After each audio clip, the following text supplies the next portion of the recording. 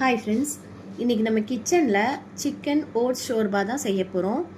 நோம்பில் நிறைய பேருக்கு நோம்பு கஞ்சி சாப்பிட்டு கால் வலி வந்துடும். ஆனால் சாப்பிட்ணுன்னு ஆசையாக இருக்கும். அவங்களுக்காக தான் இந்த ரெசிபி. அதுக்கு கடாயில் 1 கப் அளவுக்கு ஓட்ஸ் சேர்த்துக்கிறேன். 2லேருந்து 3 நிமிஷம் வரைக்கும் நல்லா வதக்கி விட்டுக்கலாம்.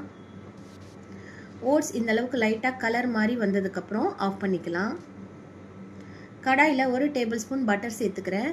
1 டேபிள் ஸ்பூன் ஆயில் சேர்த்து சூடானதுக்கப்புறம் ஒரு பெரிய சைஸ் வெங்காயத்தை ஃபைனாக சாப் பண்ணி சேர்த்துக்கலாம். வெங்காயம் ப்ரௌன் ஆகணும்னு அவசியம் இல்லை. லைட்டாக டிரான்ஸ்லூசன்ட் ஆனதுக்கப்புறம் 5 பல் பூண்டு, 2 இன்ச் அளவுக்கு இஞ்சி, இதையும் ஃபைனாக சாப் பண்ணி சேர்த்துக்கணும். இஞ்சி பூண்டு வெங்காயம் எல்லாம் நல்லா வதங்கி வந்ததுக்கப்புறம் அதில் 1 டீஸ்பூன் மஞ்சள் தூள், இதை நல்லா மிக்ஸ் பண்ணிவிட்டு 100 கிராம் அளவுக்கு சிக்கனை குட்டி குட்டியாக கட் பண்ணி சேர்த்துக்கிறேன். மசாலா எதுவும் தேவையில்லை.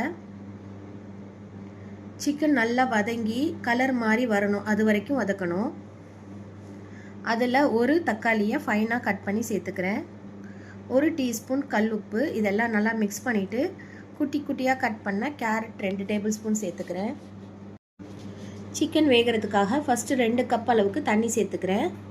நல்லா கொதி வந்ததுக்கப்புறம் சிம்மில் வச்சு 5 நிமிஷம் வேக விடலாம்.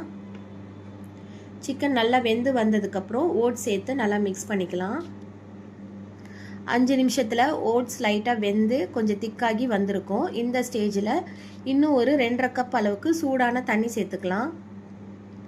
உப்பு கொஞ்சம் கம்மியாக இருக்கறனால நான் ஆட் பண்ணிக்கிறேன். 15 நிமிஷம் சிம்லேயே இருக்கட்டும்.